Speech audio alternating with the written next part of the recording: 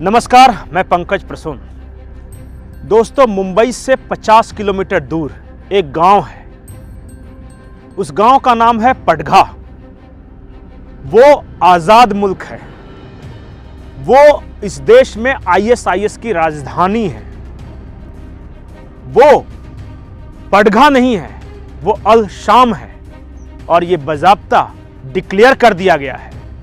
आजाद मुल्क मुंबई से 50 किलोमीटर दूर भिवंडी के पास एक गांव आजाद घोषित हो जाता है। वहां आईएसआईएस के आतंकी ट्रेनिंग लेते हैं और आपको पता भी नहीं चलता।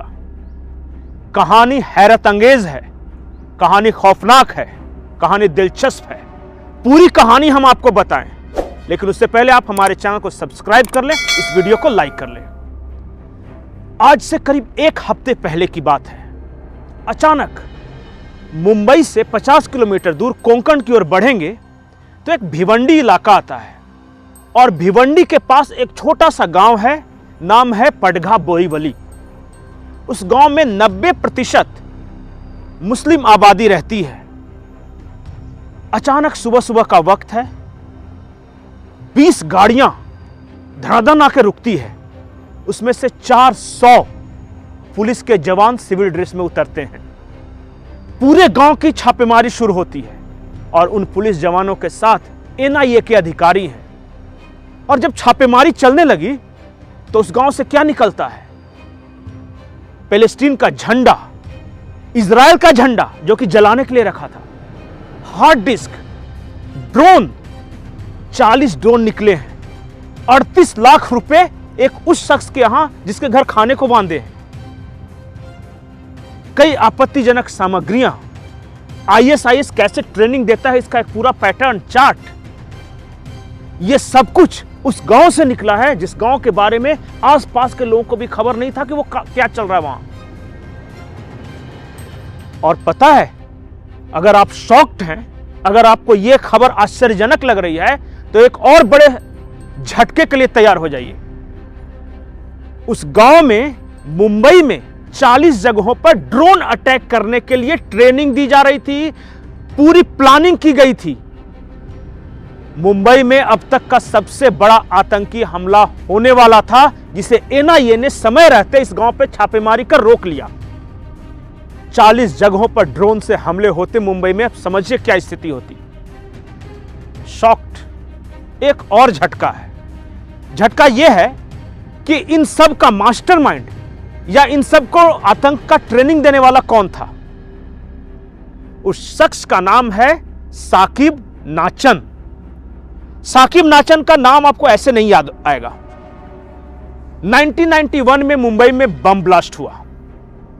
एक शख्स पकड़ा गया जिसका नाम था साकिब नाचन। उस शख्स को जेल हुआ, 10 साल की सजा मिली और 1991 से 10 साल यानी 2001 में वो छूटकर बाहर आ जाता है। 2002 में मुंबई में फिर से ट्रेन में ब्लास्ट होते हैं। मुलुंड में ब्लास्ट हुआ था और भी बोरीवली में ब्लास्ट हुआ था।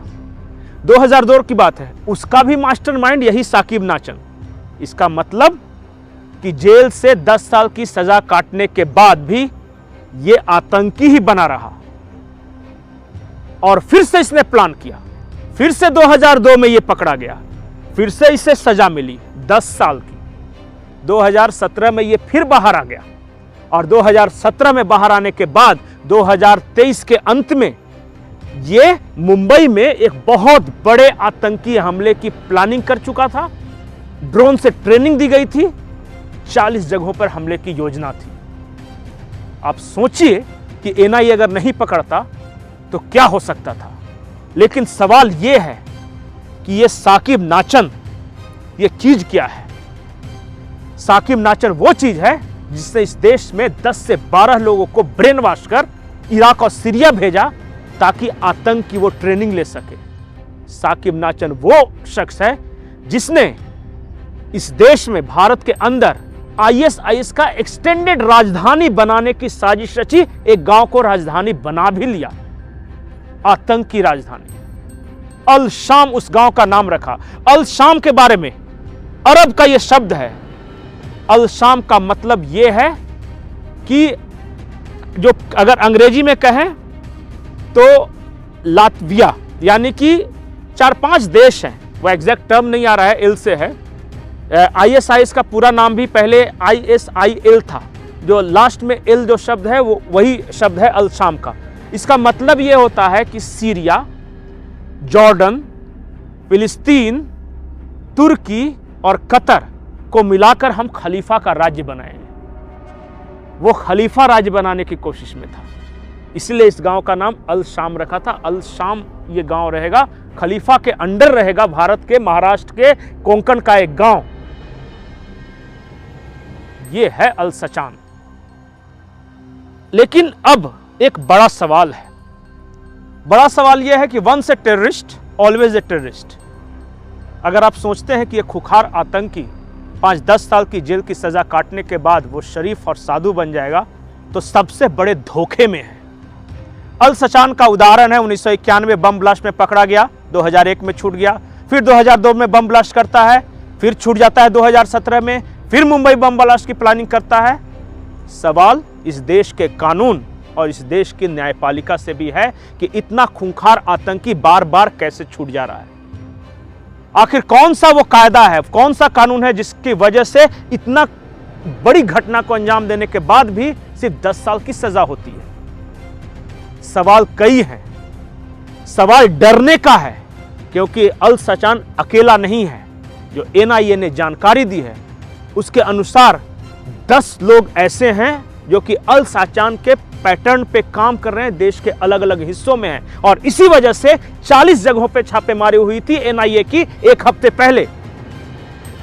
जाकिर नाइक के भाषणों से ये लोग प्रेरणा लेते हैं।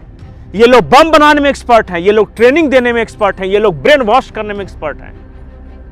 अगर फिर भी आपको लगता है कि इस देश का कानून नहीं बदलना चाहिए, ये जो ढर रहा है वही चलना चाहिए, न्यायपालिका ऐसे ही खूंखार आतंकियों को 10-10 साल पे छोड़ती रहे, तो फिर तो इस देश का भगवान ही मालिक है।